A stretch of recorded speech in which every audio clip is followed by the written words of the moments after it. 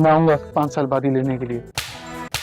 Next episode में शामिर को थप्पड़ कैसे पड़ गया, क्यों पड़ गया और किसने मारा, इन चीजों पर बात करेंगे। लेकिन उससे पहले हम बात कर लेते हैं एपिसोड 20 के 2 मोस्ट इंगेजिंग और एक मोस्ट इरिटेटिंग सीन के हवाले से। अच्छा जी, एपिसोड 20 के काबिल जिक्र सीन या मोस्ट इंगेजिंग सीन की बात की जाए तो वो था जनाब जब शामिर शिबरा का छत पर इंतजार कर रहा होता है। शिबरा वहां पर आती है, उनके दरमियान जितनी भी वहां पर बातचीत हुई है मुझे बड़ी मजेदार लगी है, बड़ी इंगेजिंग थी। उसके बाद जनाब जब शिबरा वहां से नीचे उतरी, वापस अपने कमरे में जा रही थी, तो रास्ते में उसके वालिद ने उसको नीचे उतरते हुए देख लिया, जिसके बाद ये नजर आता है कि यह मामला, इसका पोल खुल चुका है काफी हद तक, जो कि शिबरा और शामिर यानी कि फजल बख्श के दरमियान चल रहा था। पहले ही एक गैर मर्द को घर में घुसाना नहीं चाहिए था, और अगर घुसा लिया था तो ऊपर तक ही उसको रखना चाहिए था, जहां पर जिस कमरे में उसको रहने की जगह दी गई थी। नीचे अपने घर में बिठाकर खाना खिलाना और अपने घर के सारे मामलात में इन्वॉल्व करना उसका नहीं था बनता। उसके बाद जनाब दूसरा मोस्ट इंगेजिंग सीन मुझे लगा है जब उसी सुबह को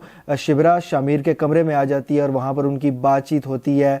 काफी ज्यादा इंगेजिंग था और मुझे वो सीन भी बहुत मजेदार लगा। इन पूरे इस 20 एपिसोड के अंदर यही 2 सीन्स थे जो सबसे ज्यादा इंगेजिंग और मजेदार थे। इसके अलावा कुछ खास इस एपिसोड में मुझे नजर नहीं आया, सिवाय जब सुलेमान अहमद उसके पास आकर बैठे शामिर के उसके कमरे में, जब उनको ये सारे मामलात का पता चल चुका था और उसके अपने ख्वाब की ताबीर बता रहे थे। उस दौरान वो सीन मुझे मोस्ट इरिटेटिंग लगा है इस वजह से कि लगातार अंकल के सर पर जो है वो एक कीड़ा गर्दिश कर रहा था, मुख्तलिफ तरीके से चल फिर रहा था और वो काफी टाइम तक उनके सर पर रहा है, कभी जाता था कभी आता था।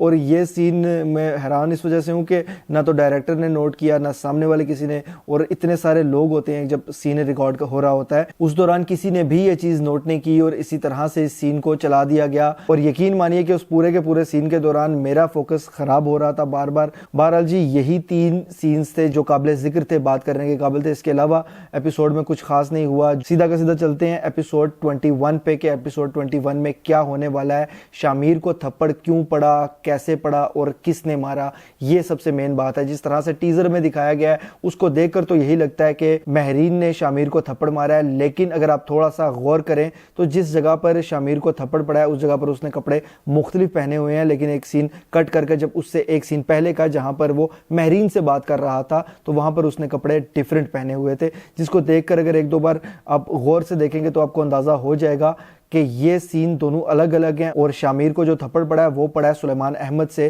क्योंकि वो सारा का सारा मामला खुल चुका है और उसने कहा था कि फिलहाल मैं अपनी बेटी की शादी तक तो तुम्हें कुछ नहीं कहूंगा, उसके बाद बात करते हैं।